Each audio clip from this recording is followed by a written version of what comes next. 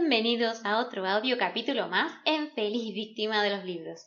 Soy Florencia y los guiaré a través de este impresionante viaje entre las páginas de Hacia Rutas Salvajes de Jon Krakauer. Sigamos entonces con el capítulo 18. Capítulo 18, La senda de la estampida, parte 3. Es casi imposible que el hombre moderno llegue a imaginarse lo que es vivir de la caza.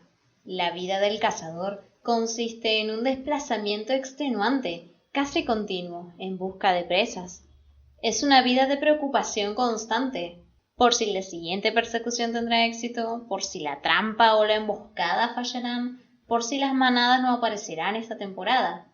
La vida de un cazador comporta siempre la amenaza de la penuria y la muerte a causa de la falta de alimento. Esta es una cita de John M. Campbell, The Hungry Summer. Pero, ¿qué es la historia?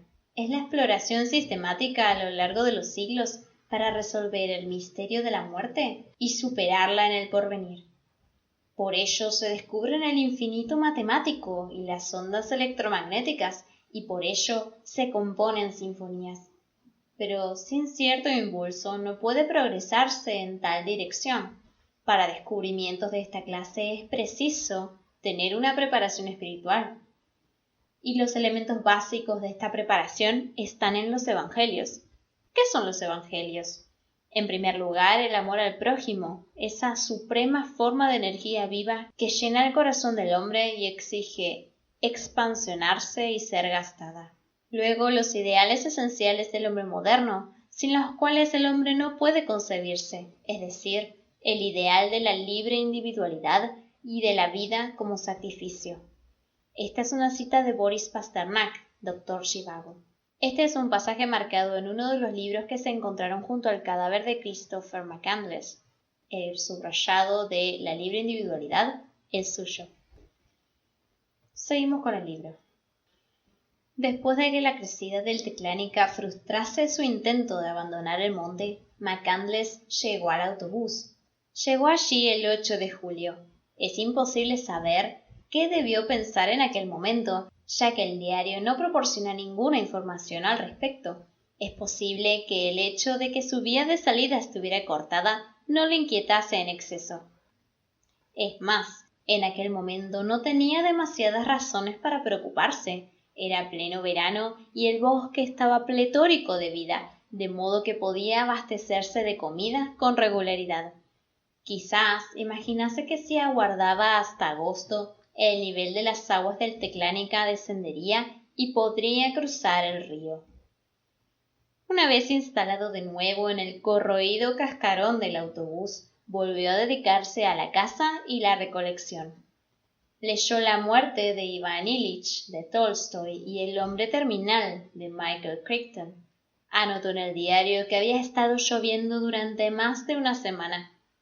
La caza era abundante. Durante las últimas 3 semanas de julio, su dieta incluyó 35 ardillas, 4 perdices, 5 arrendajos y pájaros carpinteros y 2 ranas, así como patatas y ruibarbos silvestres, bayas de diversas especies y un gran número de setas.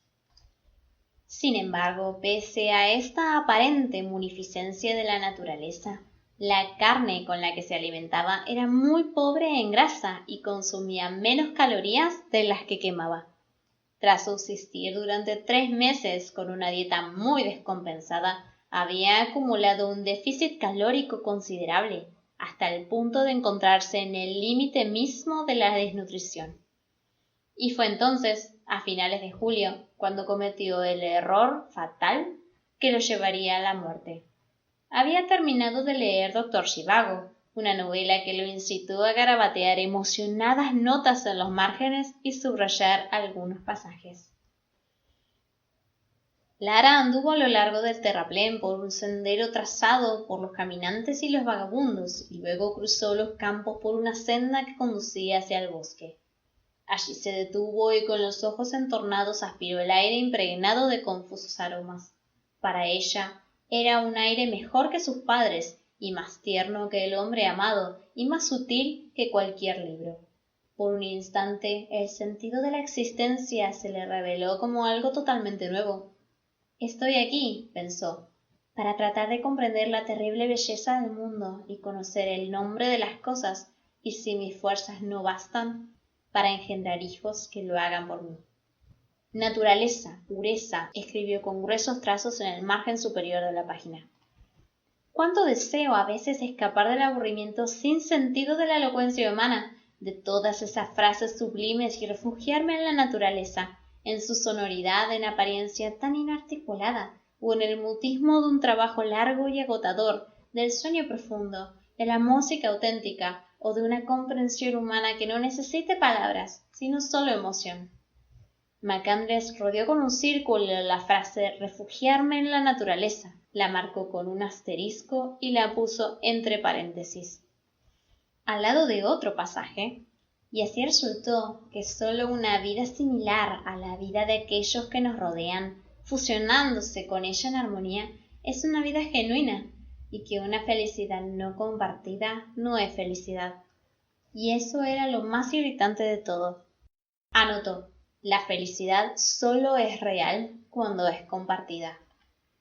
Es tentador considerar que esta última anotación constituye la prueba de que su largo período de aislamiento había cambiado de algún modo su forma de ver las cosas.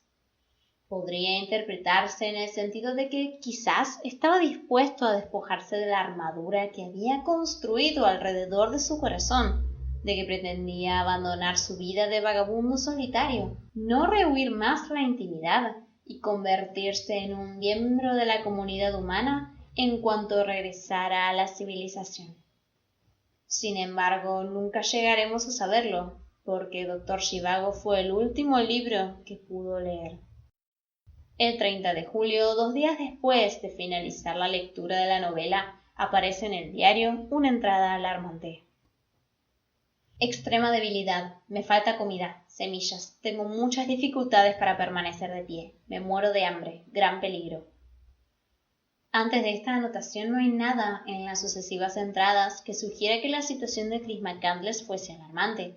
Tenía un aspecto demacrado a causa de la pobreza de su dieta y estaba hambriento, pero su salud no parecía muy quebrantada.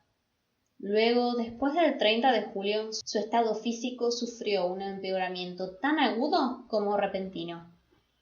El 19 de agosto ya había muerto. Se han hecho muchas conjeturas sobre las causas que provocaron su rápido final. Durante los días que siguieron a la identificación del cadáver, Wayne Westerberg recordaba vagamente que, antes de partir hacia Alaska, McCandless había comprado algunos paquetes de simientes que incluían, quizá, patatas de siembra, al parecer porque tenía la intención de sembrar un huerto en cuanto estableciera su campamento base. Según una de las teorías, McCandless nunca llegó a hacerlo. Yo no vi ningún inicio de un huerto en las inmediaciones del autobús. Y hacia finales de julio pasaba tanta hambre que se comió las patatas de siembra, con lo cual se intoxicó. Es verdad que las patatas de siembra producen un agente tóxico una vez que han empezado a germinar. Contienen solanina, una sustancia que también se encuentra en las plantas de la familia de la belladona y que causa vómitos, diarrea, cefaleas y somnolencia al cabo de pocos días de ser consumidas. Si se ingiere durante un largo periodo de tiempo, la solanina termina por afectar el ritmo cardíaco y la tensión arterial. Sin embargo, esta teoría adolece de un defecto. Para que McCandless quedara incapacitado debido a la ingestión de patatas de siembra, habría tenido que comer grandes cantidades, como mínimo varios kilogramos, lo que es poco probable si se tiene en cuenta el escaso peso de su mochila cuando Galen lo recogió en la carretera. En el supuesto de que llevase patatas de siembra, no parece verosímil que se tratara de una cantidad suficiente como para envenenarlo. No obstante, existe una teoría alternativa más plausible basada en una variedad de tubérculo muy distinta. En las páginas 126 y 127 de la guía de plantas comestibles que McCandless utilizaba, la Tanaina planlore, se describe un tubérculo con una forma parecida a la zanahoria, recolectado por los indios de Naina y conocido en Alaska como patata silvestre. Su nombre botánico es Erizarum alpinum y crece en los suelos pedregosos de la región. Según la Tanaina Plantlore, las patatas silvestres son probablemente el alimento más importante de los Denaina, aparte de los frutos salvajes. Las consumen de múltiples maneras: crudas, hervidas, guisadas o fritas, y les gustan sobre todo maceradas en aceite o manteca, ingredientes que también utilizan para conservarlas. El artículo dedicado a la patata silvestre explica que la mejor época del año para extraerla es la primavera, tan pronto como empieza el deshielo. Durante el verano las raíces se endurecen y secan. Priscilla Russell-Cary, la autora de la Tanaina Plantlore, me contó que la primavera era una época muy dura para los Denaina, sobre todo en el pasado, y agrega: a menudo la casa de la que dependían para alimentarse escaseaba o el salmón no llegaba a los ríos a su debido tiempo, de modo que las patatas silvestres se convertían en su principal fuente de alimento hasta que la pesca empezaba a ser más abundante a finales de primavera. La patata silvestre posee un sabor muy dulce. Todavía es un alimento muy apreciado por los Denaina. La planta de la patata silvestre tiene un tallo de unos 60 centímetros de altura y unos pedúnculos de los que salen delicadas flores rosáceas que recuerdan a la flor del guisante. Guiándose por la ilustración de la Tanaina Plantlore, el 24 de junio, McCandless empezó a extraer y consumir los tubérculos de la planta, al parecer sin que le provocaran ninguna reacción adversa. El 14 de julio empezó a consumir también las semillas de las vainas de la planta, similares a las vainas del guisante, quizá porque los tubérculos ya se habían vuelto demasiado duros. No mucho después, tomó una fotografía en la que se lo ve con una bolsa de plástico Ziploc de 5 litros rebosante de semillas de patata silvestre. Unos días más tarde, el 30 de julio, escribió en su diario: extrema debilidad, me falta comida, semillas. Después del artículo dedicado a la Erizarum alpinum, la Tanaina Plantlore describe en la página siguiente otra planta del mismo género, el guisante silvestre o Erizarum mackenzie. La planta del guisante silvestre es un poco más pequeña, pero su aspecto es tan semejante al de la patata silvestre que incluso los botánicos tienen a veces dificultades para distinguirlas. Solo existe un rasgo distintivo que permita reconocerlas con absoluta seguridad.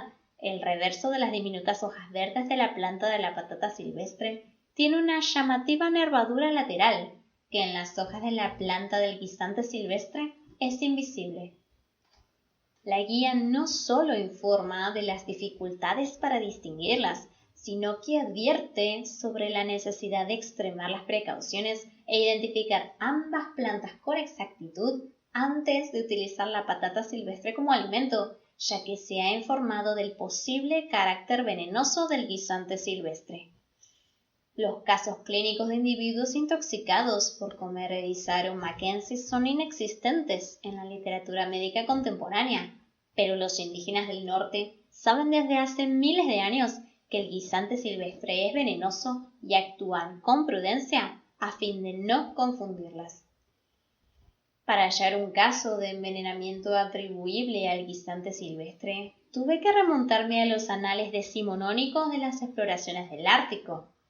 Descubrí lo que buscaba en los diarios de Sir John Richardson, un famoso cirujano escocés, naturalista y explorador que había formado parte de las 2 primeras expediciones de Sir John Franklin y había sobrevivido a ambas. Richardson fue el ejecutor material del supuesto caníbal de la primera expedición. También fue el botánico que efectuó por primera vez una descripción científica de la Erizarum mackenzie y la clasificó. En 1848, mientras estaba al mando de una expedición por el Ártico canadiense en busca del por entonces desaparecido Franklin, tuvo la oportunidad de comparar la Erizarum alpinum y la Erizarum mackenzie.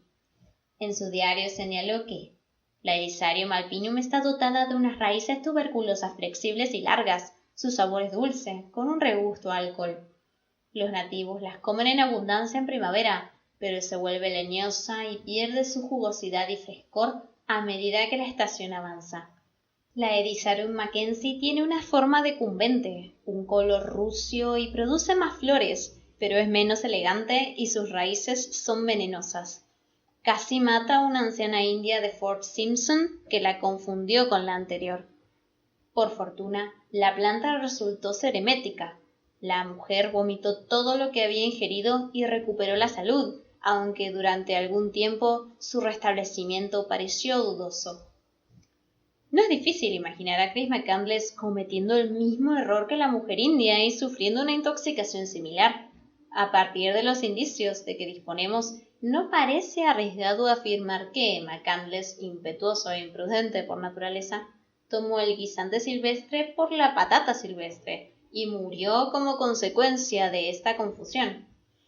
En el reportaje de la revista Outside sostuve que la causa de la muerte del muchacho había sido la ingestión de Edisarum mackenzie.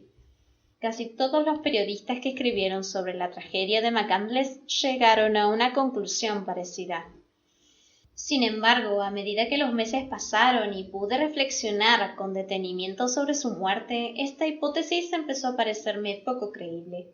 Durante 3 semanas, desde el 24 de junio, McCandless había estado extrayendo docenas de patatas silvestres para comérselas y en ningún caso confundió la Edisarum mackenzie con la Edisarum alpinum. ¿Por qué el 14 de julio sí lo hizo, justo cuando empezaba a recolectar las semillas en lugar de los tubérculos? Cada vez estoy más convencido de que McCandless fue muy cuidadoso en lo que a evitar la Edisarium mackenzie se refiere, y nunca se alimentó de semillas de guisante silvestre ni de ninguna otra parte de esta planta. Es cierto que se envenenó, pero no fue el guisante silvestre la causa de su muerte. Lo que provocó su fallecimiento fue la propia patata silvestre, la Edisarum alpinum, una planta que la Tanaina Planlore identifica sin ningún género de dudas como comestible. La guía solo informa de que las raíces tuberculosas de la patata silvestre son comestibles, pero no incluye comentario alguno sobre las semillas.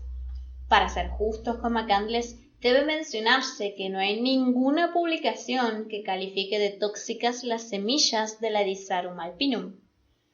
Una búsqueda pormenorizada en la literatura médica y botánica pone de manifiesto que no existe ni una sola referencia sobre la toxicidad de la patata silvestre en general. Sin embargo, la familia de las leguminosas, a la que pertenece el género Edisarum, incluye numerosos géneros productores de alcaloides, unas sustancias que producen un potente efecto farmacológico en los seres humanos y los animales. Entre los alcaloides más conocidos están la morfina, la cafeína, la nicotina, el curare, la estricnina o la mescalina. Además, en las plantas que producen alcaloides, la toxina se localiza exclusivamente en su interior. Lo que ocurre con muchas leguminosas es que a finales del verano la planta concentra los alcaloides en la piel de las semillas para evitar que los animales se las coman, explica el Dr. John Bryant, profesor de bioquímica de la Universidad de Alaska. En función de la época del año, no es extraño que una misma planta tenga unas raíces comestibles y unas semillas venenosas. Si una planta produce alcaloides, lo más probable es que a principios de otoño las toxinas se localicen en las semillas. Durante mi estancia en el río Sullana, recogí ejemplares de patata silvestre que crecían a pocos metros del autobús y envié muestras de las semillas al Dr. Tom Clausen, un colega del profesor Bryant en el Departamento de Farmacología de la Universidad de Alaska. Todavía no se han realizado análisis espectrográficos concluyentes, pero las pruebas preliminares que realizaron el Dr. Clausen y uno de sus ayudantes, Edward Treadwell, indican que las semillas contienen rastros de un alcaloide. Más aún, es muy probable que este alcaloide sea la swansonina, sustancia bien conocida por granjeros y veterinarios por ser el agente tóxico del astrágalo. Existen unas 50 variedades tóxicas de astrágalo, la mayor parte de las cuales se agrupan bajo el género Astragalus, estrechamente emparentado con el Edisarum. Los síntomas de envenenamiento por astrágalo más evidentes afectan el sistema nervioso central. Según un artículo publicado en el Journal of the American Veterinary Medicine Association, los síntomas del envenenamiento por astrágalo consisten en depresión, andar lento y vacilante, pelaje áspero, ojos opacos, mirada extraviada, delgadez extrema, falta de coordinación muscular y nerviosismo, en especial bajo condiciones de tensión. Asimismo, los animales afectados suelen adoptar un comportamiento solitario, volverse difíciles de controlar y tener crecientes dificultades para comer y beber. El descubrimiento de Clausen y Treadwell prueba que las semillas de patata silvestre pueden almacenar reservas de swainsonina u otra sustancia tóxica parecida, lo que constituye un argumento sólido para sostener que fueron la causa de la muerte de McCandless. En el caso de ser cierto, significaría que Chris McCandless no era tan imprudente ni incompetente como se ha creído hasta ahora. No confundió por descuido las dos plantas, sino que desconocía que lo que consumía era tóxico. De hecho, durante semanas estuvo comiendo tubérculos de Erizarum alpinum sin problemas. En su estado rayano en la desnutrición, McCandless sencillamente cometió el error de ingerir también las semillas. Alguien con mayores conocimientos de botánica tal vez no lo hubiese hecho, pero fue un error derivado de la desinformación, no de la irresponsabilidad. En cualquier caso, bastó para que falleciera. Los efectos de la intoxicación por swainsonina pueden llegar a ser irreversibles, pero el alcaloide solo actúa como el responsable indirecto de la muerte del sujeto. La toxina opera de un modo insidioso y oculto, por el procedimiento de inhibir una enzima que es esencial para metabolizar las glucoproteínas. En los mamíferos provoca una obstrucción generalizada de los mecanismos de absorción de los alimentos, de modo que el cuerpo no puede convertir lo que come en una fuente de energía aprovechable. La ingestión de grandes cantidades de swainsonina provoca la muerte por inanición del sujeto, con independencia del alimento que su estómago reciba. A veces, los animales se restablecen progresivamente de la intoxicación por swainsonina a partir del momento en que dejan de comer astrágalo, pero para que ello ocurra, su estado físico ha de ser excelente. Para que la sustancia tóxica sea eliminada mediante la orina, primero tiene que combinarse con las moléculas disponibles de glucosa o aminoácidos. Es necesario que el cuerpo tenga unas reservas suficientes de proteínas y azúcares para absorber la toxina y expulsarla. El problema es que si uno está demasiado delgado y hambriento no podrá desperdiciar la glucosa y las proteínas, con lo que será imposible expulsar la toxina del sistema, explica el profesor Bryant.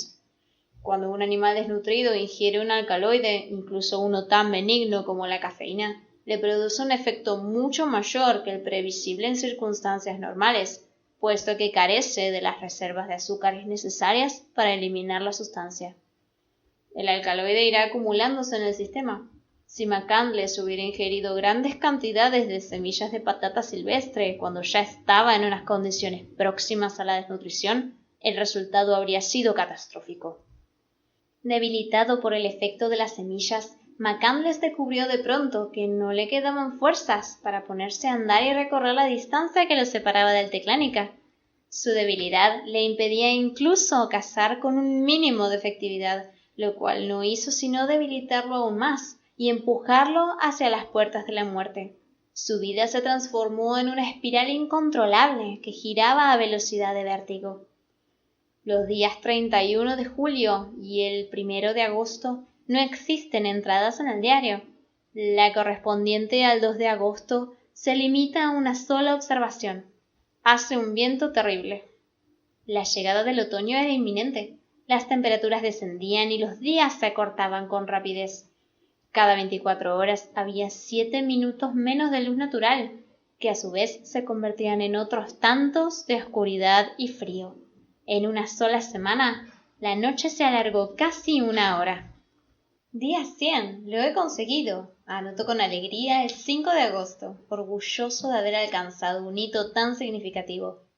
Y añadió, pero nunca me había sentido tan débil. La muerte empieza a ser una grave amenaza.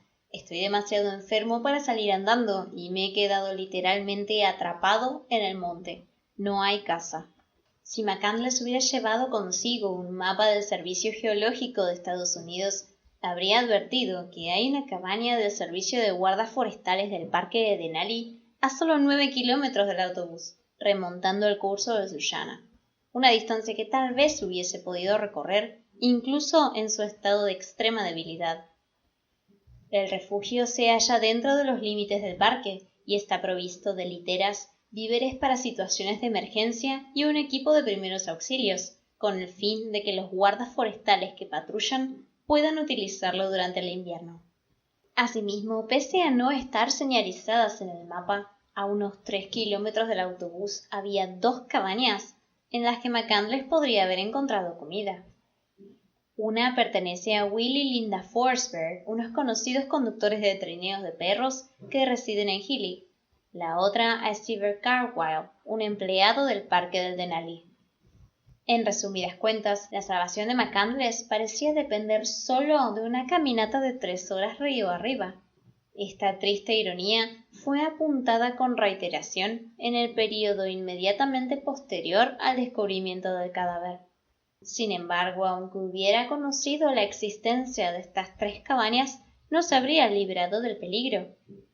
A mediados de abril, después de que la última de las cabañas quedase vacía a causa de lo problemático que resulta en primavera debido al deshielo viajar con trineo, incluso con una máquina quitanieves, alguien entró en las 3 cabañas y las saqueó. Los víveres terminaron por estropearse al quedar a merced de los animales y las inclemencias del tiempo. El acto vandálico no se descubrió hasta finales de julio, cuando un biólogo que realizaba un trabajo de campo, Paul Atkinson, llegó a la cabaña del Servicio de Guardas Forestales por el camino del Parque del Denali, después de una agotadora travesía de 15 kilómetros por los bosques cercanos a la cordillera exterior. Quedó sorprendido y perplejo por el grado de violencia gratuita con la que habían asaltado. Desde luego no era la obra de un oso, explica Atkinson. Estoy especializado en el comportamiento de los osos y sé el aspecto que habrían tenido los daños si uno de ellos hubiera sido el causante. Parecía más bien como si alguien hubiese entrado allí con un martillo de carpintero, decidido a llevárselo todo por delante. A juzgar por la altura de las hierbas que crecían a través de los colchones que habían arrojado fuera, había sucedido hacía varias semanas. Lo habían destrozado todo, dice Will Forsberg. Destruyeron cuanto no estaba clavado. Las lámparas aparecían rotas, así como los cristales de las ventanas, casi sin excepción. Arrastraron fuera camas y colchones y los amontonaron. Arrancaron tablones del techo, agujerearon los bidones de gasóleo, movieron de sitio la estufa e incluso sacaron una gran alfombra para que se pudriera. La comida había desaparecido. Si Alex hubiese encontrado la cabaña no le habría servido de gran cosa. O tal vez el problema es que la encontró. Forsberg considera que McCandless es el primer sospechoso del ataque que sufrieron las 3 cabañas. Cree que las descubrió poco después de llegar al autobús, a principios de mayo, y las saqueó en un acceso de rabia porque encarnaba una injerencia de la civilización en su valiosa experiencia de contacto con la naturaleza. Sin embargo, esta teoría no explica por qué no destruyó también el autobús. Solo es una intuición, dice Carwile mientras confiesa que también sospecha de Chris. Pero me parece que sus opiniones eran similares a las de algunos ecologistas radicales. Desde su punto de vista, destrozar las cabañas habría sido una manera de proteger la naturaleza. O puede que sintiera un profundo odio hacia el gobierno. Si vio el rótulo de la cabaña del Parque del Denali, a lo mejor supuso que las 3 eran propiedad gubernamental y decidió dar un golpe contra el gran hermano. Entra en el terreno de lo posible. Por su parte, el Servicio de Vigilancia de Parques no cree que McCandless fuera el saqueador. No hemos logrado averiguar quién lo hizo, dice Ken Kerer, el jefe del Servicio de Guardas Forestales del Parque Nacional del Denali, pero no sospechamos de McCandless. De hecho, no hay nada en el diario o en las fotografías que indique que se aproximó a las cabañas. Cuando se alejó del autobús a principios de mayo, las fotografías muestran que se dirigió hacia el norte, siguiendo el curso del Sullana, es decir, en la dirección opuesta. Aunque hubiera dado con ellas por casualidad, Es difícil imaginar que la saqueara sin vanagloriarse de su hazaña por escrito. Entre el 6 y el 8 de agosto el diario no tiene ninguna entrada. El 9 de agosto anotó que había disparado a un oso, pero sin alcanzarlo. El 10 de agosto avistó un caribú, pero el animal no se puso a tiro. Luego abatió 5 ardillas. No obstante, en el supuesto de que hubiera acumulado en su cuerpo una cantidad significativa de Swansonina, estas piezas de caza menor llovidas del cielo no debieran de suponer una gran fuente de alimento. El 11 de agosto cazó una perdiz nival. El 12 se arrastró fuera del autobús para recolectar bayas, no sin antes pegar una nota de socorro para el caso improbable de que alguien se presentase mientras él rondaba por los alrededores. En una página arrancada de Taras Bulba de Gaulle escribió con su pulcra letra de molde: SOS, necesito que me ayuden. Estoy herido, moribundo y demasiado débil para salir de aquí a pie. Estoy completamente solo. No es una broma, por Dios. Le pido que se quede para salvarme. He salido a recoger bayas y volveré esta noche. Gracias. Firmó la nota con un Chris McCandless. ¿Agosto? Al comprender la gravedad de la situación, abandonó el sobrenombre que había estado utilizando durante años, Alexander Supertramp, en favor de aquel que le habían puesto sus padres. Muchos habitantes de Alaska se han preguntado por qué McCandless, en su desesperación, no encendió un fuego para pedir auxilio.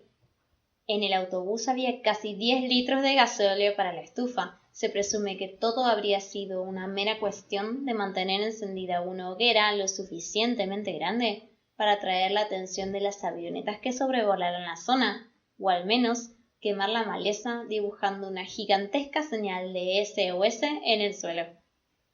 Sin embargo, al contrario de lo que la mayoría de la gente cree, el autobús y sus alrededores no se hallan debajo de ninguna ruta aérea transitada, y son muy pocas las avionetas que lo sobrevuelan.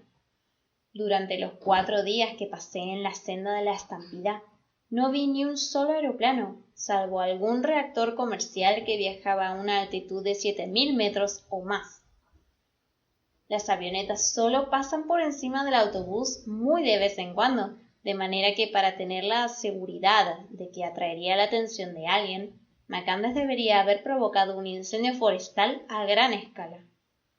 Por otro lado, como señala Karin McCandless, Chris jamás habría incendiado un bosque a sabiendas, ni siquiera para salvar su vida. Todos los que piensan lo contrario no tienen ni idea de cómo era mi hermano. La muerte por inanición es un proceso terrible.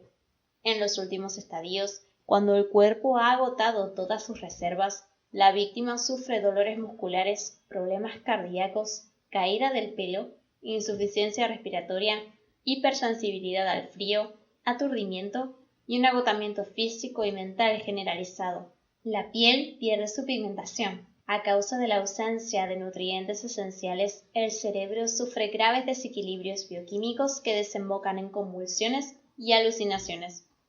Sin embargo, algunas personas que han conseguido escapar a la muerte por inanición explican que, hacia el final, el hambre se desvanece, así como los dolores atroces, un estado de euforia sublime, una sensación de absoluta calma acompañada de una especie de clarividencia trascendente, reemplaza el sufrimiento. Es un consuelo pensar que tal vez McCandless experimentó un éxtasis similar. El 12 de agosto escribió lo que serían sus últimas palabras anotadas en el diario: hermosos arándanos. Del 13 al 18 de agosto el diario solo registra la cuenta de los días que iban pasando. En algún punto de esta semana arrancó la última hoja de unas memorias imaginarias de Louis L'Amour, Education of a Wandering Man. En una cara de la misma, L'Amour había citado unos versos de un poema de Robinson Jeffers, Los hombres sabios en sus malos momentos. La muerte es una alondra temible, pero morir después de dejar algo más a los siglos venideros que la carne y los huesos es despojarse de casi toda la debilidad. Las montañas son piedra muerta, las personas admiran y odian su estatura, su quietud insolente. Las montañas son imperturbables e inconmovibles, y los pensamientos de unos pocos hombres muertos poseen el mismo carácter. En la otra cara de la hoja, que estaba en blanco, McCandless dejó escrita una breve despedida. He tenido una vida feliz. y doy gracias al Señor. Adiós y que Dios os bendiga. Luego se tendió arropado por el saco de dormir que su madre le había confeccionado y fue perdiendo la conciencia. Su fallecimiento tuvo lugar probablemente el 18 de agosto. 112 días después de adentrarse a pie en el monte y 19 días antes de que 6 personas llegaran al autobús y descubrieran dentro de éste su cuerpo sin vida. Uno de sus últimos actos fue tomar una fotografía, donde se le ve de pie cerca del autobús bajo la majestuosa bóveda del cielo de Alaska. Mientras muestra la nota del socorro al objetivo con una mano y levanta la otra con un gesto de despedida plácido y valeroso, casi beatífico. Su aspecto físico refleja el horror del hambre, tiene la cara consumida, el cuerpo esquelético. Sin embargo, en el caso de que se compadeciera de sí mismo durante la agonía, porque era muy joven, porque estaba solo, porque el cuerpo lo había traicionado, porque la voluntad lo había abandonado, la fotografía no lo trasluce. Sonríe y su mirada tiene un brillo inconfundible. Chris McCandless se sentía en paz con el mundo, sereno como un monje que va a reunirse con Dios. Este fue el capítulo 18 de Hacia Rutas Salvajes, de Jon Krakauer. No te pierdas el epílogo, que lo subo nomás en un ratito. Si querés seguir viendo este tipo de audiolibros en YouTube, apóyame con un me gusta y suscríbete, que me ayudaría muchísimo.